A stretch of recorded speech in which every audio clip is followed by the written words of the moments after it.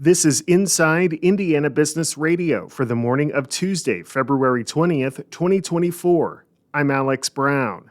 Sullivan County Community Hospital has begun construction on an estimated $70 million expansion that its CEO says is designed to expand access to care for the community. Michelle Franklin said the hospital is working to overcome barriers many in the community face. I think we've really done a great job of trying to forecast the needs, both from a primary care perspective, a specialty care perspective, to try to bring as many services to this hospital, to this campus, that would bring value to our community and not force people to leave, because that is, I think, a huge challenge and a huge barrier to care as well. The expansion will include a new freestanding 30,000 square foot medical office building, along with an addition to the rear of the main hospital building.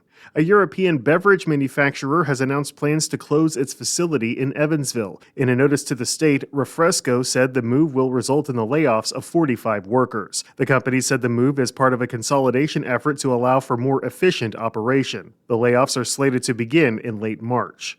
Former Shelbyville Mayor Tom DeBon has joined Indianapolis-based consulting firm TPMA as Senior Director of Indiana Economic and Community Development. The firm said Monday that the three-term mayor, who left office at the end of last year, will help communities develop their own strategies for economic growth.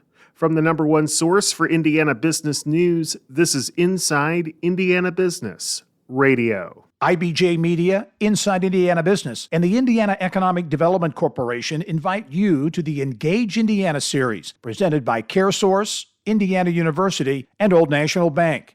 With an unrelenting focus on growing Indiana's economy, we'll dive into each region's unique challenges and distinct opportunities for growth. 9 regions, 1 goal. Indiana's bold future starts here. Discover more and register at ibj.com/engage. The Senate Elections Committee on Monday added an amendment to a bill that could block some Hoosiers from running for Attorney General. IIB's Kate Sharon has more. The amendment to House Bill 1265 would add a qualification to run for Attorney General, saying the person can't have been disbarred or suspended without automatic reinstatement within 1 year of the election. The bill then passed the committee 6-2. It wouldn't currently apply to Attorney General Todd Rokita, who was reprimanded for misconduct in November, but new complaints were filed against Rokita, which are still working through the disciplinary process. If he were suspended without automatic reinstatement, he would be ineligible to run under this amendment. Former Attorney General Curtis Hill was suspended for 30 days in May 2020 for groping 4 women, but was automatically reinstated. Later that year, Rokita defended Hill in a convention and snagged the Republican nomination for the office. Pendleton Republican Senator Mike Gaskill, who chairs the committee, refused to entertain several amendments filed on the same bill and another one, but he allowed this amendment to move. It was explained by an attorney for the Legislative Services Agency, and Gaskill did not say who filed the amendment. The bill now moves to the full Senate. Kate Sharon, Inside Indiana Business Radio. Cummins is facing multiple lawsuits from shareholders and Dodge Ram truck owners after the company agreed to pay $2 billion late last year to settle allegations that it unlawfully altered hundreds of thousands of pickup truck engines in violation of Clean Air Act emission standards.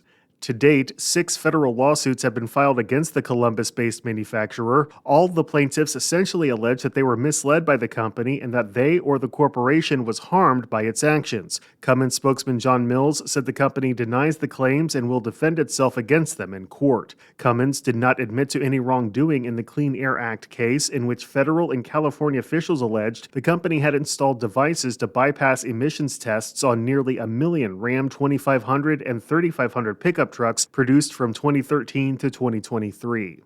It's now possible to ride a bike from just north of South Lake Mall in Merrillville to Griffith, Highland, and Hammond using a connected series of trails. Lakeshore Public Media's Michael Gallenberger reports. Crews are putting the finishing touches on the C&O Greenway extension. It connects what had been an isolated trail between Taft and Mississippi and Merrillville to the Oak Savannah and Erie Lackawanna trails in Griffith. Mitch Barloga is the Northwestern Indiana Regional Planning Commission's active transportation planner. At NERPC, what we're trying to accomplish is a way of getting all of these communities connected into the core network, and Maryville will be part of that now with the extension of the CNO. The 2.8-mile connection is actually two concurrent projects led by Maryville and the Lake County Parks and Recreation Department. Both got funding from the state's Next Level Trails program.